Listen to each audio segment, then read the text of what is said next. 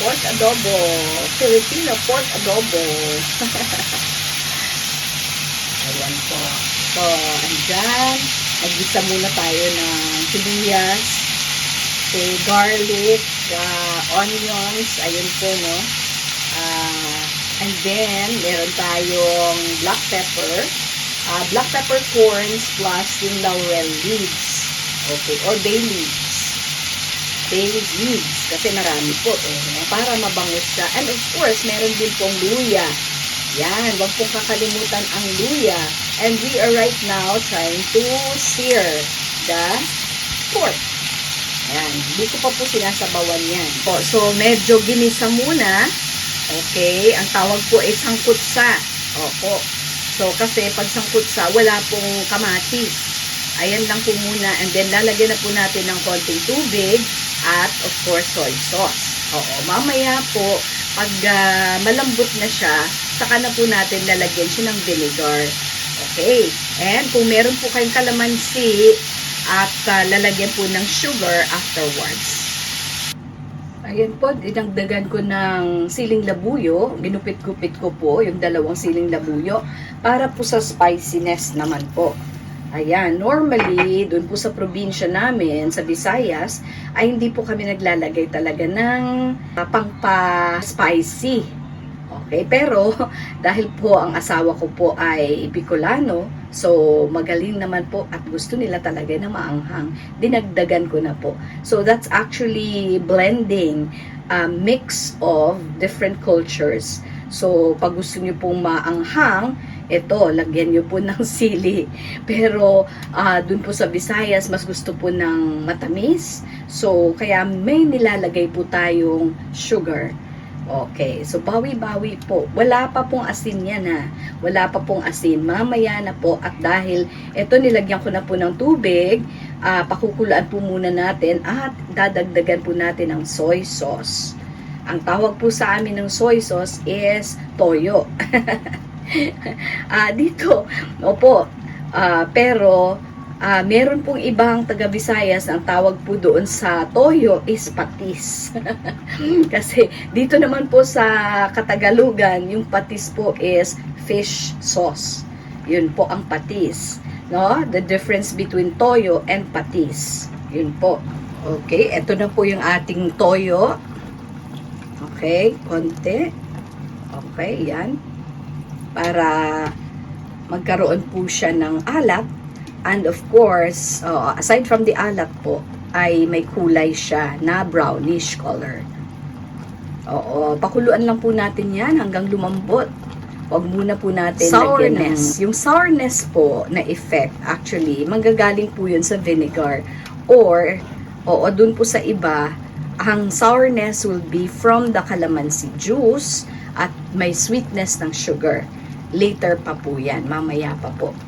Kasi once nalagyan nyo na po ng vinegar, wag nyo po munang haluin siya hanggang medyo matagal-tagal konti. Ayan po. Pag nilagyan nyo na po ng vinegar yan, baka hindi na po lumambot. Kaya that's the reason why. Ayan. Pinapakuluan lang po hanggang lumambot.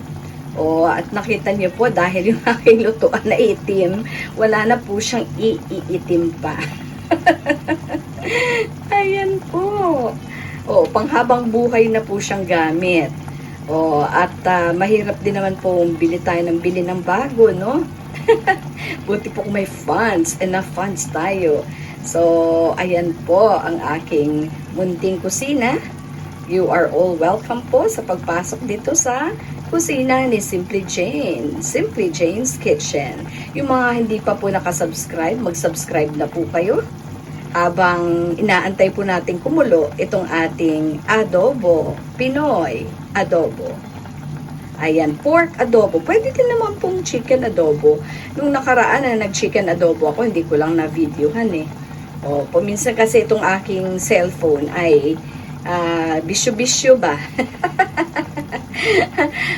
It's not working well. So, ayan, kung kailan lang po siya, walang toyo. Okay, so ayan po, nakikita natin yung bay leaf doon na nakalutang. Mabango po yan. Yung ginger, or luya, yon, diyan po sa mga luyanatics dyan. Mega love shoutout po. Mega love shoutout po sa lahat ng ating mga kapatid.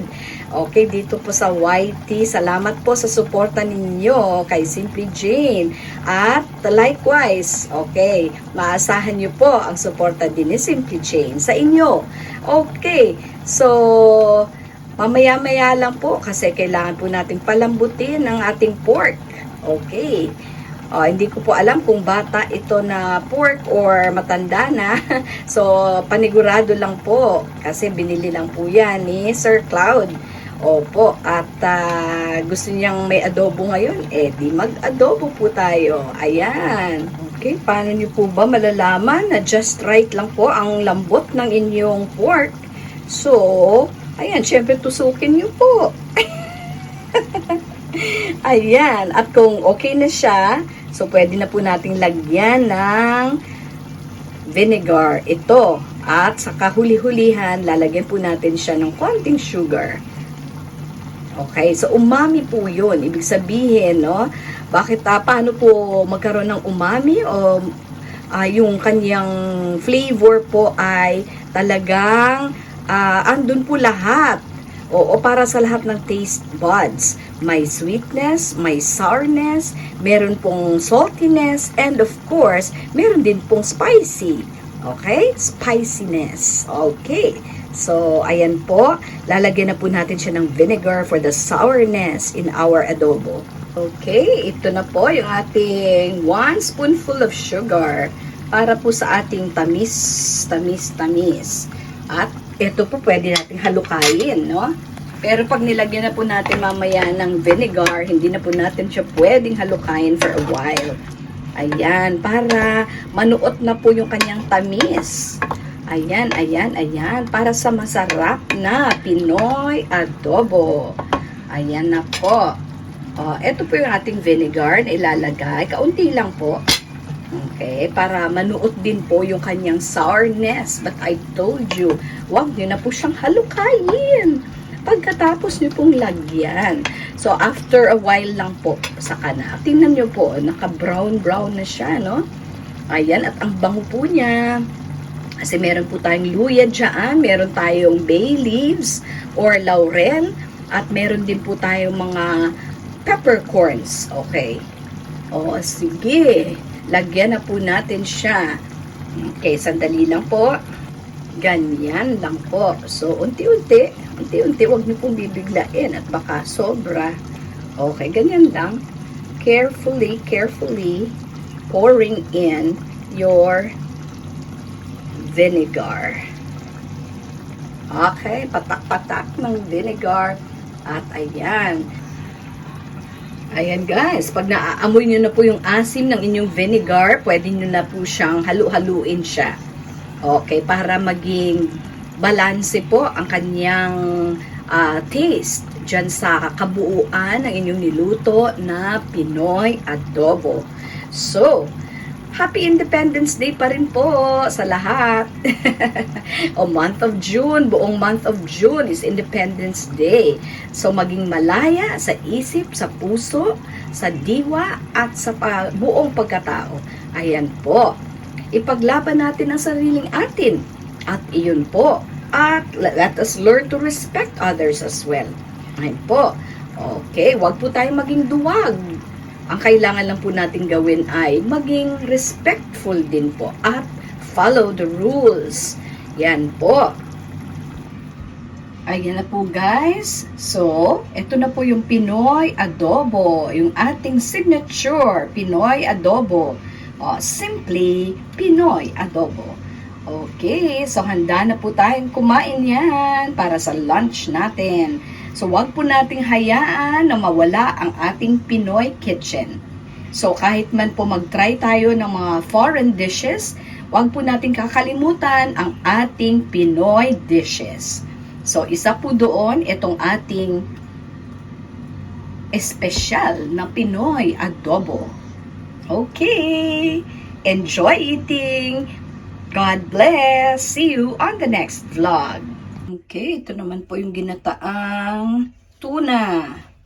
Okay, ayan po. May gata, may sili. Yan po ay luto ni Sir Cloud, kaya hindi ko po siya na-videohan. Yes, so wag pong kakalimutan ang ating sariling Pinoy na mga dishes. So, part po yan ng ating kasarinlan. Di po ba? So, iwagayway ang lutong Pinoy.